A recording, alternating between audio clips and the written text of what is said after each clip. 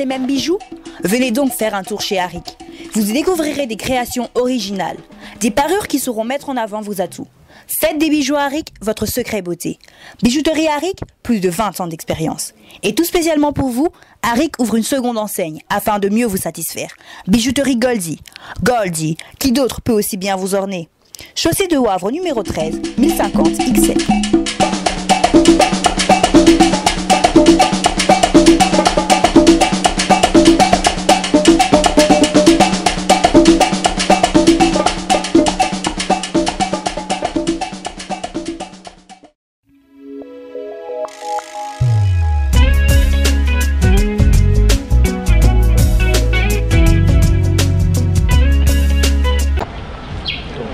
Merci chers internautes, vous nous recevez en ce net moment en direct sur EDTV Bruxelles et nous sommes là précisément à Kinshasa où nous recevons pour vous un homme politique très influent ici à Kinshasa, M. Claude Machala, qui est du PPRD.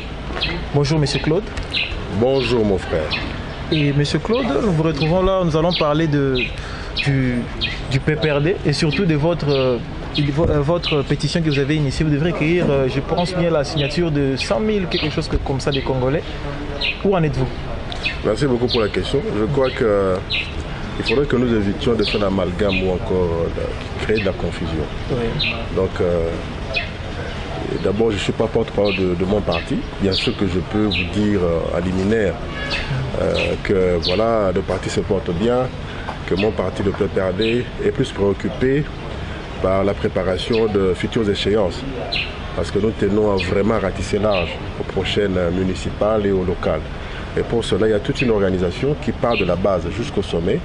Et certes, ce n'est pas dans les médias où que l'on pourrait se permettre de mettre sur la place publique toutes les stratégies en interne. Mais s'agissant de la pétition, ça c'est une démarche tout à fait citoyenne qui n'a rien à voir avec le PPRD. C'est une démarche qui nous a été inspirée d'abord par la Constitution, l'actuelle, quand bien même nous la décrions, par son article 218, qui nous reconnaît le droit d'initier une pétition. Et c'est dans ce cadre-là que nous l'avons initiée. Et s'agissant de cette pétition, je crois que le maximum constitutionnel requis a été dépassé de deux fois. Je crois que dans moins d'une semaine, ça le sera encore de plus de 3 fois. C'est-à-dire qu'au jour d'aujourd'hui, le Congolais, 54 ans après l'indépendance, est assez mature. C'est finalement ce peuple-là qui a tenu à renverser l'opinion que l'on avait de lui, c'est-à-dire un peuple qui, selon certaines mauvaises langues, le Congolais, c'est ce peuple-là qui vieillissait sans grandir. Mais au jour d'aujourd'hui, on grandit et on est encore en train de grandir. Et surtout que c'est à peine qu'on vient de se mettre debout. Et la vieillesse, c'est pas pour demain. Donc on est là. Et la pétition, elle est là. Et elle a créé un engouement, une dynamique.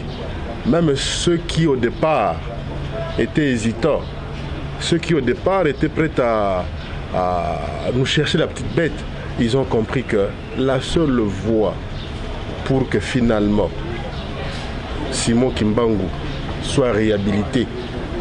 Simon Kimbangu, c'est lui qui a parlé de l'autodétermination.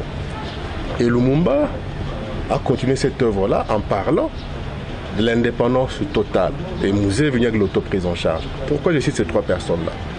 Juste pour prouver à suffisance que, jusqu'à ces moments-ci, notre pays, du moins, même ceux-là qui ont eu et continuent à représenter notre peuple, ils n'ont jamais eu l'opportunité d'élaborer une constitution qui soit le reflet réel de nos aspirations les plus profondes. Monsieur Machala, est-ce que le PPRD est avec vous dans cette démarche? Mais ou bien, comme vous avez dit, je vous ai fait la remarque, il fallait éviter tout amalgame. Tout celui qui est tout à fait, mais comme vous avez pris la démarche, tout celui qui est kabbyliste est avec moi. Si vous n'êtes pas avec moi, hein, vous n'êtes pas kabbyliste. Vous n'êtes pas kabbyliste. Écoutez, on vous reproche aussi un peu cette, si on peut vous dire, cette arrogance-là de vous prévaloir d'aimer Joseph Kabila plus que tout le monde. Et vous appelez ça arrogance? Quand votre pasteur vous dit que dans sa vie c'est Jésus ou rien, c'est de l'arrogance. Mais oui, mais c'est ça, non? Non, non, on dit que vous appelez ça de l'arrogance. On dit que vous voulez vous accaparer les chefs de l'État, M. Claude Machala. Par quel moyen? Par quel moyen je vais m'accaparer le chef de l'État? Par quel moyen? Et dire que dans tout ce que je fais, c'est tout à fait impersonnel. J'ai pas la tête d'un. Regardez-moi bien, j'ai pas la tête d'un renard. Et je suis même pas un flatteur. Et pire encore, dans mon régime alimentaire, vous n'allez pas retrouver le fromage. C'est pour vous dire que La Fontaine peut être tranquille. Hein? Jamais je pourrais me retrouver sous la liste des flatteurs. Il y a ici la conviction. Il y a quelque chose qui est en train d'être fait et de se faire. Et vous voulez que l'on ferme les yeux, qu'on se contente seulement de ce qu'on écoute avec ses oreilles. Et malheureusement, dans la plupart des cas, aller dans les réseaux sociaux, c'est de la masturbation. Les gens racontent l'histoire de leur vie. L'insulte facile. Et c'est à croire qu'il y a une frange de notre population qui se bat bec et ongle à continuer à donner raison à Abdoulaye Wade, qui à l'époque du maréchal Mobutu, il n'était pas encore président lui, il était juste opposant à Abdou Diouf. Il lui a déclaré, à l'issue de l'une des multiples négociations de Palais de Marbre, que voilà, il s'était retrouvé en face d'une classe politique immature. Et effectivement, dans notre pays, c'est à croire que ce sont ceux-là qui ont été à l'école qui constituent un danger pour le peuple. C'est ceux-là qui ont été à l'école, les professeurs, les docteurs, les ingénieurs, mais qui ont mis le pays à genoux. Ce n'est pas le pousse-pousseur, ce n'est pas le cordonnier, ce n'est pas le chaleur, ce n'est même pas le petit chégué du coin. C'est un docteur en droit, un docteur en économie. Et voilà. Et Mobutu était entouré de tous ces gens-là. Mais au jour d'aujourd'hui, il y a un vent nouveau. Il y a un vent qui est en train de nous pousser vers l'émergence. Et que quelqu'un dise que non, voilà, puisque Claude Machala défend le régime. Mais moi, je suis du régime, c'est normal. Je ne suis pas du pouvoir. Les gens du pouvoir, ce sont ces gens-là qui sont créés à l'occasion d'un décret. Et une fois qu'il y a un décret contraire, quelques mois après, Kabila Kolmabé. Non, moi je suis là, je n'ai pas de fonction publique actuellement. Mais je suis du régime, je suis dans ce bateau-là. Et si ce bateau venait à couler, on va couler avec. C'est ça être loyal et fidèle. Et si fidélité, loyauté est synonyme d'arrogance, mais je crois qu'il y a de ces gens qui doivent encore rentrer à l'école. Vous voulez qu'on vous appelle les Charles Blé Goudé congolais ou comment? Non, Blé Goudé, il ne faut pas le comparer à moi. Je n'ai jamais amené la jeunesse dans la rue, comme le font certaines personnes ici. Vous êtes leader d'opinion, monsieur. Je suis juste un leader d'opinion. N'allez pas si vous me prenez comme Blé Goudé, ça c'est votre problème. C'est comme si vous voulez me comparer à Bruno Mavungu, vous voyez un peu ça, hein? Ou je ne sais pas à qui d'autre encore là. Moi, je ne suis pas de ce genre-là. Moi, je ne puise ma conviction, mes droits que de la Constitution. Jamais je dérogerai. Je suis là pour un Congo nouveau, un Congo où on respecte l'autre.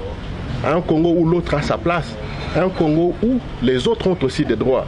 Un Congo où il faille cesser de penser que les autres n'ont pour droit que leur devoir. Un Congo où on pense que puisqu'on est à 8000 km d'ici, on peut écrire n'importe quoi. On est sûr d'intoxiquer et penser, rêver qu'il y aura un soulèvement. Il n'y aura pas de soulèvement. Si vous voulez faire allusion au Burkina Faso, je me prescris de dire à tous ces gens-là que le 17 mai 1997, c'était ça notre Burkina Faso. Et au jour d'aujourd'hui, notre peuple attend l'émergence. Qu'ils arrêtent de rêver. La Constitution autorise sa réformulation, sa révision et son changement. Et vous allez même dans les principes universels sur la gestion des droits de l'homme et des citoyens. C'est reconnu. Qu'on cesse de vouloir dire à notre population, convaincre notre peuple que le respect de la Constitution peut être ramené qu'au respect d'un seul article. C'est de l'escroquerie politique. Monsieur Machala, le Joseph Kabila, nous vous suivons souvent dans les médias, vous prévalez que c'est un homme, c'est un démocrate, Joseph Kabila. Oui. C'est le tout premier qui a organisé des élections libres, reconnues même par la communauté internationale. Mais nous voulons savoir, vous ne voyez pas que c'est un... Pourquoi ne pas amener cette logique-là jusqu'au bout, au lieu de vouloir essayer un tout petit peu de... Excusez-moi, par amener cette logique jusqu'au bout, vous voulez dire quoi? La démocratie, c'est quoi selon vous? C'est un processus, c'est pas du prêt-à-porter. Ce qui se passe en Allemagne, c'est pas la démocratie. Ce qui s'est passé en Bolivie, Bouteflika à son 4e mandat, c'est pas la démocratie. Pour vous, la démocratie, c'est quoi? C'est qu'il y ait un jour quelqu'un qui a souvent été reconnu pour sa capacité à faire des cocus, s'il vous plaît, à faire des cocus dans cette ville, dans ce pays ici, quelqu'un qui, il n'y a pas très longtemps, il n'était personne, la stratification sociale, et de manière abracadabrante, il s'était retrouvé à la tête d'une fortune que lui-même ne savait pas justifier. Dépassé, il s'est même permis une fois là d'aller dire dans les médias que non, voilà, je me suis juste soustrait de ces camps-là, puisqu'on pillait ensemble, moi je me suis retiré. Et aller lui poser la question de savoir, depuis qu'il a fait la déclaration, a-t-il déjà eu à rendre ce que lui avait pris comme part dans le pillage qui s'était réalisé pendant qu'il était avec nous? Non. La paradémocratie, ne pensez pas que c'est parce qu'il y a un monsieur Kobler qui vient ici, ou le nouveau Jésus, là, comment il s'appelle encore, John Kerry, parce qu'il trouve que vous, Congolais, vous êtes tellement stupides, vous ne pouvez pas prendre votre destinée là. Vous êtes jeunes. Émancipez-vous par rapport à cette théorie-là. Quand on vous dit que non, voilà, il faut pousser la logique plus loin. Mais justement, je pousse la logique plus loin, puisque la Constitution, mais les droits de l'homme... Les Congolais veulent que Joseph Kabila entre dans l'histoire. Et entrer dans l'histoire, pour vous, c'est quoi? Comme étant le tout premier président qui a fait la remise et reprise avec son successeur. Mais attendez, vous n'êtes pas pressé, pourquoi? Parce que 2016, ça peut être dans 10 ans. Oh là là. Vous devez savoir quelle date. Mais si je vous le dis, parce que vous, 2016, c'est une date figée là. 2016, c'est comme la fin du monde. C'est comme si c'est la fin du deuxième mandat. Non, mais pas le dernier. Mais pas le dernier mandat. Non, il peut toujours revenir. Joseph Kabila est encore jeune. Pourquoi il doit revenir? Monsieur Machala, Joseph Kabila est encore jeune. Si vous voulez le battre, vous voulez être président de la République, mais il faudra que vous vous mesuriez à lui. Pourquoi cette peur-là? Il a gagné 2 fois, monsieur. Mais pourquoi il ne gagnerait pas 15 fois? Puisque c'est le peuple qui est souverain. Le peuple, lisez bien la Constitution. Dans le respect de la Constitution. Mais justement, nous respectons tous la Constitution. Il y a 229 articles. Et les 229 articles, c'est val. Arrêtez de vouloir mettre du fou dans les têtes des gens. Que pour vous, c'est les 220. Mais non, les 220, ce n'est pas un article verrouillé pour votre information. Monsieur Machala, les règles sont déjà définies à l'avance. On ne peut pas les changer à la veille du combat. Vous savez, en 1958, vous savez ce que Charles de Gaulle avait fait en France? Vous êtes des médias, apprenez aussi à vous informer, à vous cultiver, s'il vous plaît. Et de la sorte, vous serez même... Nous parlons s'il vous plaît, ah bon? Et Charles de Gaulle, ce fut pas un grand président pour les Français? Permettez-moi de finir. Mais s'il vous plaît, est-ce que je peux parler? Arrêtez chaque fois de vouloir flouer notre population. Parce que la démocratie, votre démocratie-là, elle est d'inspiration française. C'est ça, non? Mais voilà qu'un pays comme la France, en 1958, Charles de Gaulle, président de la République, et c'est lui qui lui a sollicité le peuple français de façon à ce que désormais dans ce pays-là, le chef de l'État soit élu au suffrage universel direct. C'était durant un mandat, parce que la majorité que lui avait au Parlement s'était même rébellée contre cette proposition-là, au point même d'initier une motion de défiance qui fit tomber son premier ministre de l'époque, qui était Georges Pompidou. Mais lui tenant à cette démarche-là, parce qu'il tenait à remettre tout le pouvoir au peuple, que ce soit le peuple seul, de décider de la tête et de la durée du mandat de la personne et devant être appelé à les conduire. Mais voilà qu'il va dissoudre l'Assemblée nationale, où il avait une majorité, pour organiser le référendum. Et le référendum va lui donner raison.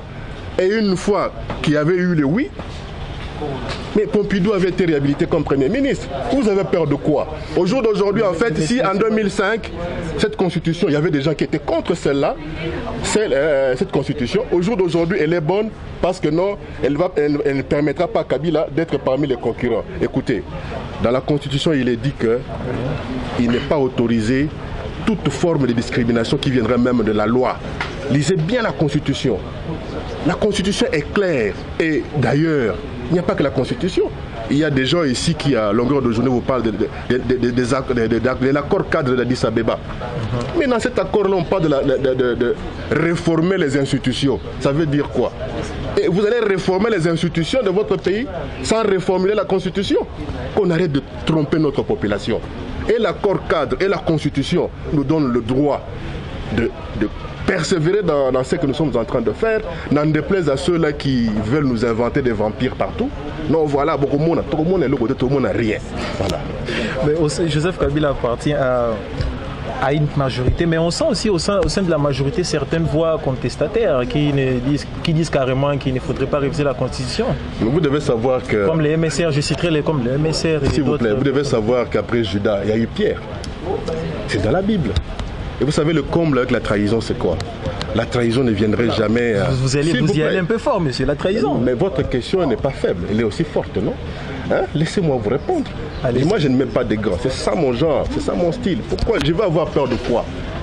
Vous devez savoir que s'il faille ne plus avoir des amis parce que vous dites la vérité, moi, je peux continuer à dire la vérité. Si c'est ça que vous appelez révolution, moi, je continue de dire la vérité. Écoutez, il y a des gens qui ont pensé que la majorité présidentielle, c'était une sorte de balle de chauve. N'ayant pas de calvitie, n'étant pas chauve, ils se sont rasés la tête pour faire partie de la fête. Maintenant, plus ça dure, ils commencent à attraper des repousses, ils veulent partir. Mais quand vous êtes entré, vous étiez libre. Libre à vous aussi de sortir parce que la porte est toujours ouverte. Vous faites du bruit, pourquoi? Et vous, là, vous valez quoi? Vous avez apporté quoi à la majorité?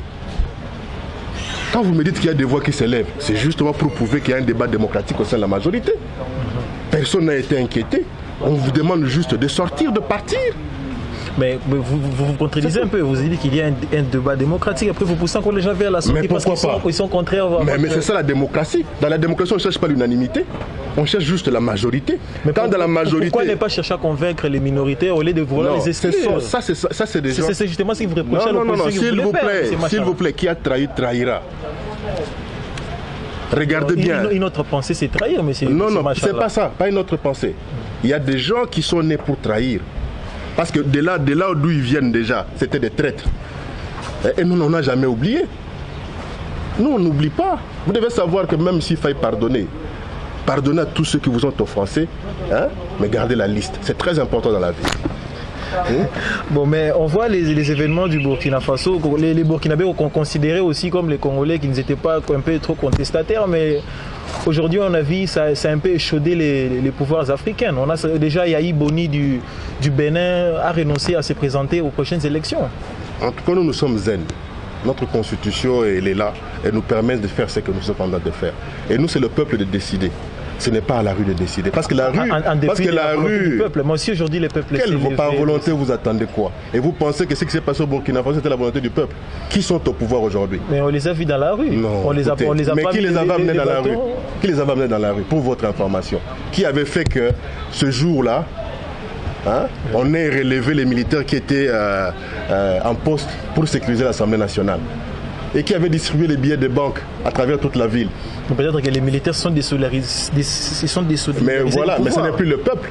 Ça, ce n'est plus le peuple. S'ils avaient des comptes à régler à leur ancien chef. Mais l'armée, elle se va d'être républicaine. Mais voilà, est-ce que celle-là, elle est républicaine?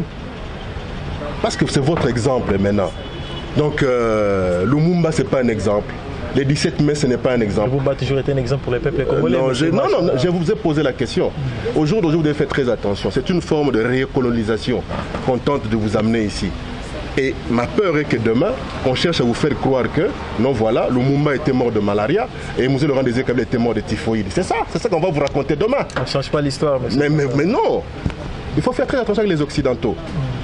C'est comme ça que vous avez des gens ici qui dérogent à leur mission, de stabilisation de la paix, ainsi de suite. Et monsieur se retrouve en train de s'ingérer dans les affaires internes du Congo. C'est lui qui organise, qui finance les ONG, il fait ceci, il organise des marches, ainsi de suite. La bande à Kobler, vous connaissez monsieur Kobler. Voilà, c'est tout ce qu'il fait. Qu'est-ce que vous avez juste contre Martin Kobler? Il n'a pas sa place au Congo. Il doit rentrer d'où il vient. Mais il est venu aider les Congolais. Parce que vous pensez que nous ne sommes pas assez matures. Nous avons besoin de la MONUSCO, mais nous n'avons pas besoin de M. Kobler dans ce pays. C'est le monsieur qui est en train de foutre le bordel ici. Il est dans tout. Il parle mine, il parle économie, il parle politique. Et je ne serais pas étonné demain qu'on le voit un jour dans Caribou Variété. C'est ça le problème. Ouais. Dans Caribou Variété, monsieur. Mais bon, il est venu avec la MONUSCO. Donc non, il est venu trouver la MONUSCO. Ouais. Justement. Mais ils sont là pour parce que déjà on voit à Béni, il y a les massacres de la population et le pouvoir est un tout petit peu timide. Et les Boko Haram qui continuent à massacrer. Les massacres qu'il y a là-bas. Non, mais non, s'il vous plaît. Parce que vous voulez faire de la RDC, on dirait un État qui est sur une autre planète là. Hein? Mais justement, on verra. Non, mais excusez-moi. Les mouvements terroristes, il y en a partout. Un beau matin, les Américains se sont réveillés. Il y a eu 4000 morts. Il y avait Ben Laden qui avait frappé en plein centre de New York. Aujourd'hui, la plus grande économie d'Afrique est secouée par les Boko Haram. C'est un pays qui a plus de moyens que nous. Et ça vous dérange pas. Ça vous dérange pas. Aux États-Unis, voilà, il y a pratiquement des émeutes, des pillages à Ferguson. À cause du dérapage de la police. Vous en parlez pas. Même la fameuse ONG, là, Human Rights Watch, ne fait pas allusion à cela, puisque c'est aux États-Unis. On peut flinguer autant de nègres, on s'en fout. Mais ici, puisqu'il faille s'acharner, non pas sur la RDC, mais sur la personne de Kabila, il faut inventer, il faut tout inventer, il faut monter des histoires. C'est du n'importe quoi. Mais grandissons, s'il vous plaît. Monsieur Machala, justement, les Occidentaux trouvent peut-être les prétextes à s'ingérer dans notre politique, parce que peut-être que nous-mêmes ne sommes pas assez assis sur nos positions, monsieur Machala. Non, vous peut-être. Mais nous, les vrais nationalistes, nous les descendants de Simon Kimbangu, de Lumumba, de Mzee Laurent Désiré Kabila, on s'est basé sur des principes. Ne jamais trahir la nation. Et ça, c'est très important. On n'a pas... Vous savez, quelque chose peut vous arriver là, subitement. Avant de penser à faire venir, je ne sais pas, le voisin, ou je ne sais pas, appeler qui que ce soit. Mais prenez-vous en charge. C'est ça l'auto-prise en charge. C'est ce que nous faisons. Même cette fameuse démocratie, ça doit être pas pris comme du prêt-à-porter. Même si j'ai besoin d'un prêt-à-porter. Mais commencez, ne faut pas prendre mes mesures. Sinon, le costume ou les chaussures que vous allez m'amener, ça ne va pas m'aller. Vous m'amenez quelque chose qui n'est pas dans ma culture. Les familles africaines. Donc la démocratie n'est pas dans la culture africaine. Mais vous savez que nos familles, les familles africaines de par essence sont des familles dictatoriales. Les parents sont des demi-dieux. Les aînés connaissent tout.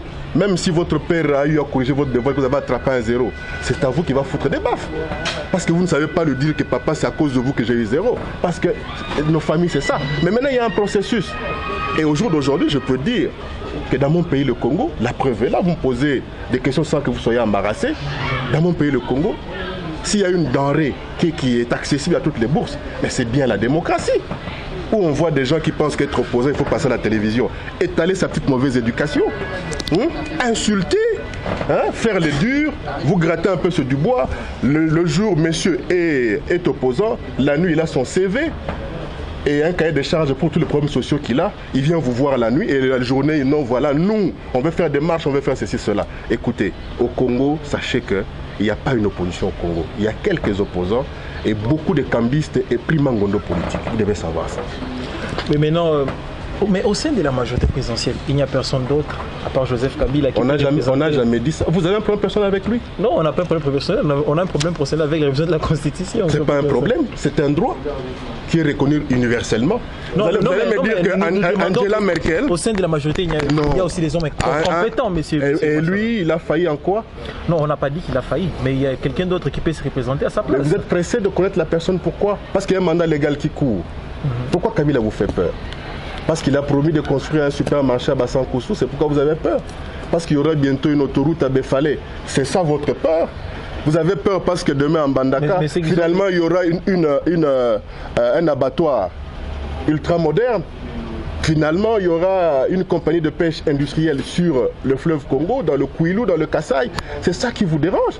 Bientôt, il y aura la première école de Bukangalonzo. Il y aura Kakobo, le barrage. Il y a Katende, il y a Tchala. C'est ça qui vous dérange. Parce que finalement, les politiciens habitués à faire des promesses qui n'engagent que ceux qui les prennent se disent aux prochaines échéances, quel autre mensonge que je pourrais amener à cette population à laquelle j'étais habitué à donner les tombola boaka et quelques vieux billets de banque et j'ai passé pour un demi-dieu. C'est ça le problème.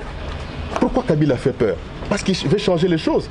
Écoutez, il y en a même ceux qui sont là, oh non, Azar Rwandais, papa, ce que chinois, pour même, il y a aussi un autre courant de pensée. Il y a, comme on a suivi les combattants qui étaient purement radicaux, mais aujourd'hui, il y a certains qui veulent dialoguer avec les pouvoirs, mais ils ne savent pas par quel... Non, pas dialoguer avec le pouvoir. Ils doivent rentrer chez eux. Pourquoi dialoguer? Ils ne sont pas indexés. Ils ont émis un point de vue contraire. Mais je viens de dire ici que la démocratie... Paria ici, non, paria par qui? Il y a certains qui disent qu'ils sont déjà fichés ici par la NER. Qu'ils arrêtent cette masturbation-là. Hein? Qu'ils arrêtent de se masturber. Ils sont fichés par qui? Ils ne représentent aucun danger. On est en train de le tromper. Ils ne sont pas fichés. Vous avez émis un point de vue contraire. Je viens de vous dire que dans mon pays, le Congo, la démocratie, c'est l'unique denrée qui est accessible à toutes les bourses. Et vous avez peur de quoi? À longueur de journée, il y a des journalistes qui disent n'importe quoi ici. Sinon, M. Wanga aurait déjà eu plusieurs collègues. Quand bien même lui, il a eu à abuser de la démocratie. Il a cru que l'immunité parlementaire, ça l'immunisait même contre la loi. Comme si la loi, c'était devenu comme un microbe selon lui. Écoutez, voilà que la démocratie, elle est très consommée, elle est bien consommée. Elle te permet même de me poser des questions pareilles et dire que vous savez bien que moi je suis un extrémiste kabiliste. Et je vais vous laisser partir en paix. Monsieur Machala, Joseph Kabila a besoin de combien de temps pour réaliser toutes les promesses qu'il a faites aux Congolais? Vous savez, un homme dans sa vie n'aura jamais assez de temps pour faire, ad vitam aeternam, pour réaliser toutes les promesses qu'il avait eu même à faire à sa tendre épouse. Vous savez, l'avenir n'appartient qu'à Dieu. C'est pourquoi il nous a toujours été demandé de mieux gérer son présent. De mieux gérer son présent. De façon à ce que demain puisse s'inspirer de ce présent-là. De façon à ce que la postérité puisse avoir accès à vos œuvres. Voilà. C'est ça. Même Jésus, il n'avait pas pu sauver l'homme et tout l'homme en 34 ans. Il est parti. La preuve est que Moté Amabeti le lui Zali. Donc c'est pour vous dire qu'il ne faut pas dire il lui faut combien de temps. Tout ce que je peux vous dire que 2016 politiquement c'est dans 10 ans. Voilà. Politiquement c'est dans 10 ans. Voilà. Vous savez, le bon Dieu n'avait jamais écrit de calendrier. Le bon Dieu a juste créé le temps. L'homme a inventé le calendrier. Vous comprenez? Et il y a un temps pour tout, et il y a du temps pour tout aussi. À vous de philosopher, c'est tout. Ok, nous chitons dans cette émission. Monsieur Machala, que diriez-vous concrètement à ceux de la diaspora qui nous suivent en ce moment? Et quel est le message que vous pouvez leur lancer à propos de votre pétition en particulier aussi? Parce qu'on nous a posé beaucoup de questions à propos de cette pétition. Moi, je crois que je dirais seulement à mes frères de la diaspora que c'est un droit qui nous est reconnu par la Constitution. Ça, c'est de 1. Vous savez, en démocratie, on n'a jamais cherché l'unanimité. On cherche la majorité, bien sûr, pour pouvoir gérer la communauté. Et on aimerait bien avoir en face une contradiction qui soit républicaine, constructive, qui vous permet, mais la Constitution, c'est quelque chose qui doit pas être... C'est quelque chose qui doit être adaptable, quelque chose de dynamique. Vous savez, même la Bible, quelque part, la parole est dynamique. est dynamique. Il y a eu les 10 commandements et puis on a évolué, on se retrouve qu'avec 2. Voilà par exemple. Donc tout sous le soleil est changeable. Vous savez, il y a la déclaration universelle de juin 1793 qui universelle sur le droit des citoyens de l'homme, qui à son article, je crois 28, dispose que chaque peuple a le droit de réformuler, de réviser ou de changer sa constitution. Et qu'aucune génération n'a le droit d'assujettir à ces lois les générations futures. Non. Si quelque chose qui ne peut pas être changé aujourd'hui, ça peut l'être demain. Pourquoi? Il y a même des gens qui sont allés plus loin. Certains usurpateurs que l'on voit à l'Assemblée nationale, ainsi de suite. Hein? Non, voilà, on ne changera qu'après le départ de Kabila. Écoutez. Et ces messieurs qui disent ça, c'est au quotidien qu'ils violent la Constitution. En violant l'article 10 de la Constitution qui dit que la nationalité congolaise est une et exclusive. Elle ne peut être détenue concurremment avec une autre. Et il y a ceux qui français, ceux qui turcs, ceux qui Boko Haram, ceux qui Hezbollah, ceux qui Nani. Congo. Parce que notre loi t'interdit de te mêler de nos affaires internes. Et la loi est claire. En plus du petit commerce qui est interdit aux étrangers, soit qu'ils d'origine congolaise, il est aussi interdit de se mêler de la politique interne du Congo. Vous venez ici, non, allons dans la rue. Mais vos enfants sont où? Et vous avez le numéro rouge de votre consul. Moi et mon frère, on va rester dans la rue, en train de se battre, et vous serez dans la clôture de votre consul, en train de nous regarder de loin. Je crois que nos amis de la diaspora, personne ne leur interdit de venir. Ils sont la bienvenue. Il y en a ceux qui ont l'expertise, il y en a ceux qui ont les moyens. Et l'expertise ici, ce n'est pas seulement en termes de diplôme, même en termes de gestion de la société, la gestion politique.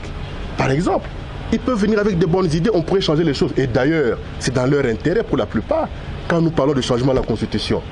Pourquoi nous ne pourrons pas nous émanciper de cet article 10 qui fait de la nationalité congolaise une exclusive?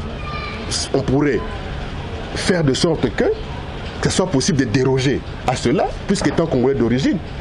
Mais ça les arrange qu'on puisse changer les choses. C'est ça, c'est très important pour eux, ces changements-là de la Constitution. Vous voulez quoi? Que l'on continue à être géré par une loi fondamentale qui a connu, dans sa rédaction, la participation de certains acteurs politiques qui ont du sang sur les mains jusqu'au coude. C'est ça. Mais ça ne vous gênait pas? C'est une loi souillée. Ça nous a toujours gêné. La preuve est que nous évoluons vers un changement. Il faut procéder par des révisions. Mais nous constatons que c'est une loi qui n'est porteur d'aucun développement ou émergence. Qu'est-ce qu'on fait? Même la Bible vous dit que si c'est votre main qui vous entraîne vers le péché, il faut la couper. Nous ne voulons plus de cette constitution, c'est tout. On nous a parlé d'un Congo émergent et aujourd'hui on apprendrait qu'il a freiné les... Le Congo est debout. Il est bien debout et bientôt il va se remettre à courir. Attendez le go, vous allez voir. On peut être debout mais quelquefois malade, monsieur Machala. Je ne pense pas. Un homme debout n'est jamais malade. Un malade reste un malade. À moins qu'il puisse s'ignorer. Et maintenant, ça, c'est un Congo qui sort d'une cure de rajeunissement. Une cure d'espoir. Une cure de nationalisme et de patriotisme. Ne jamais trahir le Congo. Tous les traîtres, s'ils ont une place au Congo, je crois que c'est en prison. C'est ça. Ok. Vous étiez nombreux à nous suivre sur edtvrdc.com. Nous nous retrouvons prochainement toujours dans Écho Politique de la RDC. Nous recevions pour vous aujourd'hui M. Claude Machala. Nous vous remercions déjà pour votre disponibilité. Et nous espérons vous retrouver dans un prochain numéro, toujours sur edtvrdc.com. Anytime, mais je répète encore que nos amis de la diaspora puissent venir. Il y a de la place pour tout le monde. Il y a de la place pour tout le monde. Au salami qui les mine. Au bête la rabo pour il y a pas de au sa démocratie yaka awa ba idée to solo là. Biloko ya on omboze la batna bakwa balabala. Comme kulu na tonal. Vraiment. Ok, là je salue M. Richard Rich Tempête ainsi que Maître Don et toute l'équipe de EDTV à Bruxelles. Nous nous retrouvons prochainement avec le même plaisir. Au revoir.